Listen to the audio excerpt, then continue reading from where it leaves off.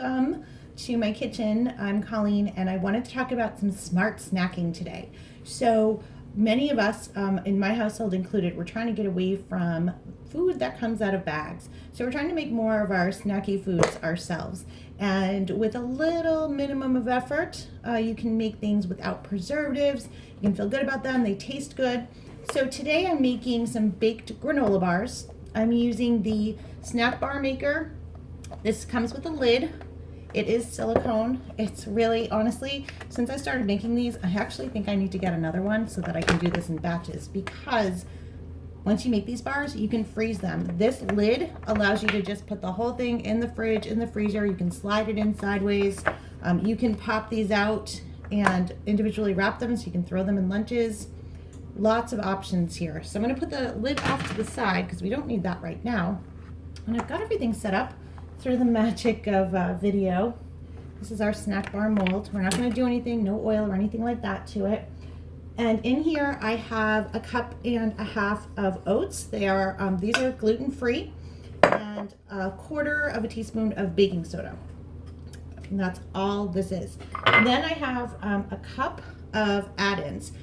The beauty of granola bars, they're kind of like salad. You can put shredded coconut, you can put carob chips or chocolate chips in them. You can put cranberries, dried raisins, any kind of nut that you want. And it's a nice blank palette. So in here I have some dried cranberries, some chopped pecans, and chopped almonds. You can use walnuts as well. Last time I did these, I used raisins and walnuts. I used my food chopper to do this. Lots of people know the food chopper. By the way, this is a great recipe to do with kids, so they are a little bit vested in what they're eating. Food chopper, wonderful for the kids because their hands are not near any blades. And if they like to bang on things, or if maybe you just had a bad day, this is the way to go. I use this a lot for onions, nuts. This is my original food chopper, gang. So this is one of the very first things I ever purchased from Pampered Chef. Back when, way back when I was just barely learning how to cook, and I've had it ever since. It's held up. I actually have a sharpener for it. We have a multi-blade sharpener that works on this. I'm gonna make it a little bit smaller so you can control how small you want your pieces to be. This is all going to go in the dishwasher when I'm done. So this added to my cup. Let me bring my bowl over here. Let me move my snack bar maker so you can see me do this. So that added to my measuring cup, gives me a full cup. These measuring cups come with the kids baking set, and what's great about them, first of all, they're easy to read. So I'm sorry, they're not for kids, they're for people like me who need glasses. So I can read these without my glasses. The other cool thing is they snap together. There is a whole set of them, and they actually come with a measuring cup. Not that measuring cup. You can imagine, I've been doing this for about 5 years. I have a lot of measuring cups up here. Comes with a measuring cup, and this, they all snap together. So I love this set for those reasons. So I'm gonna mix my add-ins with my oats. This is my mix and scraper. This is another one, guys. This one's like 20 years old. Let me hold it up. It's not chewed up. It's a little yellowed with age, but not chewed up. I mean, this has been chocolate, sauce, butter, you name it. Speaking of butter, that is what we're gonna add. You're wondering how all this is gonna come together as a granola. We're gonna use a couple binders in here. One is butter. I have some melted here. Now you can use oil, but you know, a lot of the oils out there, like vegetable oil, canola oil, the way they make them is highly industrialized. So if you're okay with it, butter is a really good fat to use. I've got 2 tablespoons here, and these are the silicone prep cups. Did you see how I'm squeezing that?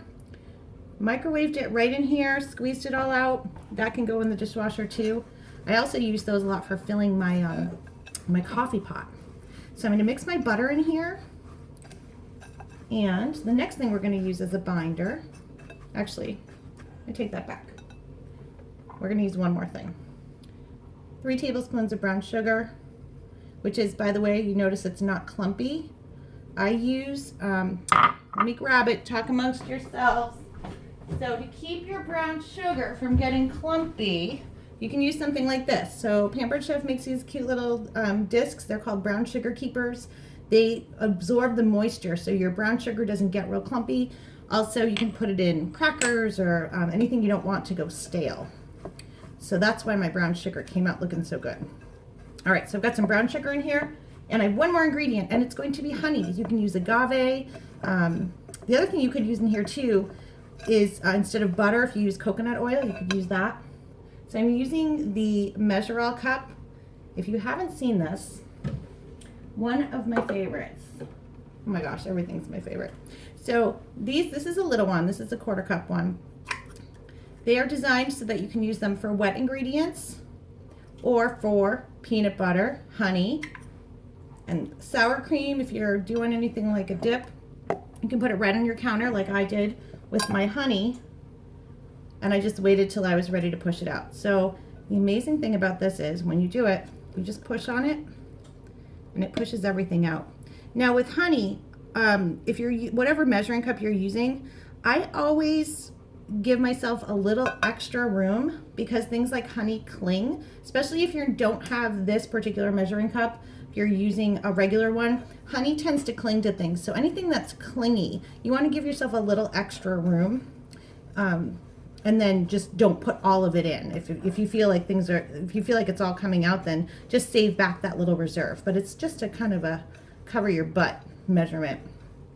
So I'm mixing all of this up with my mix and scraper. We're going to put it in our snack bar maker, and it's going to go in the oven. You can also make a no-bake version of these, and I will post both those recipes for you. And you just kind of have to mush it around. It's like dough. You want to get all the dry stuff a little bit wet so you can mold it. And it will come together. So this is one of my favorites. Like I said, I'm really trying to get away from, we're very guilty of getting boxed granola bars, boxed protein bars, and just trying to get away from the packaging, the preservatives. Even though we do tend to buy more natural brands, it still comes in a box, and this way we know what's in it.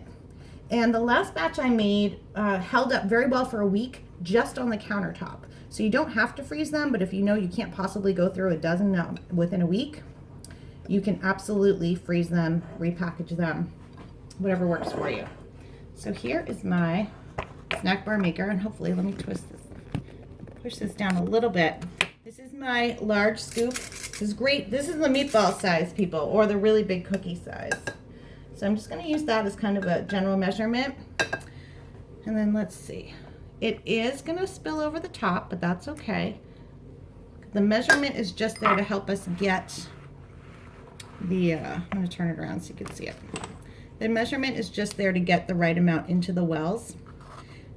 And you do have, I kind of just make sure it goes into all the little corners. Anything that falls off to the side, I just sort of scoop in. It's not perfect, doesn't have to be. There we go. So there's one. And I'm just going to keep filling these up until they go into my oven. So again, this is just the measurement part. And hopefully you can see me do this. So it really just gets the right amount into the well.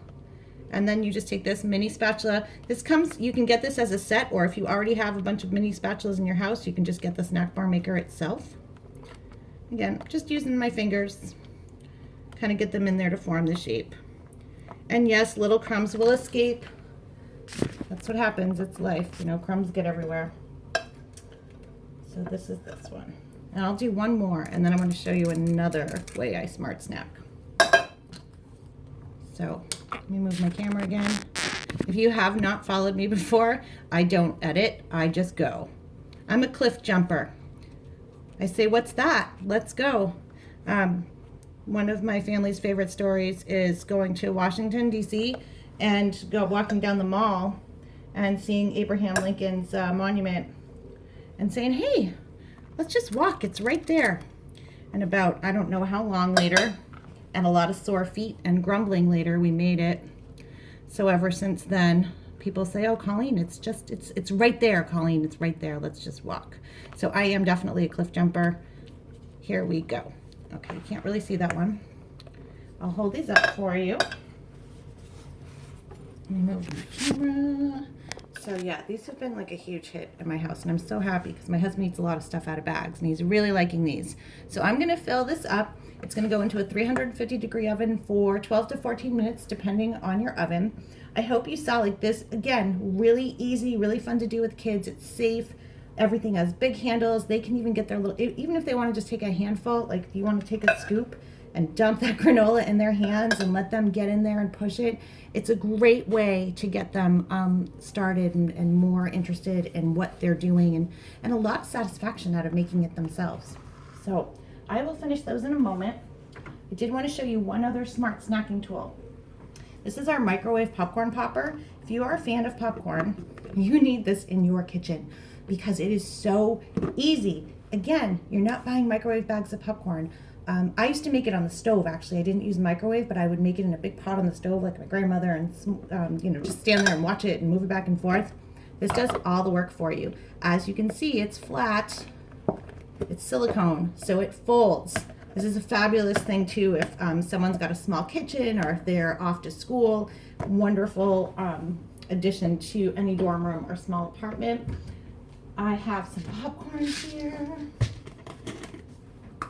And my favorite part of this is the top. So this little lid, this allows you to measure your popcorn. If your popcorn already doesn't come with a measurement lid, you can use this, which I'll show you. The other nice thing is it has these little holes in the bottom, so if you want to, you can make your popcorn as healthy or as decadent as you want. If you want to put oil on it, go right ahead. If you want to pop it dry, you can pop it dry in this perfectly fine and then season it how you want to after. You can put butter in the top of this. As the popcorn's popping, your butter is going to melt and drizzle all of your popcorn, just like at your favorite movie theater. It's going to taste amazing, if that's what you're into. So what's nice about this, again, you can control what you're doing. So I'm going to put my popcorn in here. And I'm pretty sure I measured this out. It's about the same as what comes out of my popcorn container. So I've got my popcorn in here. I like to use popcorn oil. Sorry, I didn't take it out. My kitchen elves didn't have everything quite ready for me. So I use, talking about preservative free, I do like this popcorn oil that you get at the store. 2 tablespoons will do it. I happen to know how many shakes that is. Otherwise, you can use one of the little measuring cups like this one. Put 2 tablespoons of oil in there and just pop it right in. And then I'm going to put this right on top.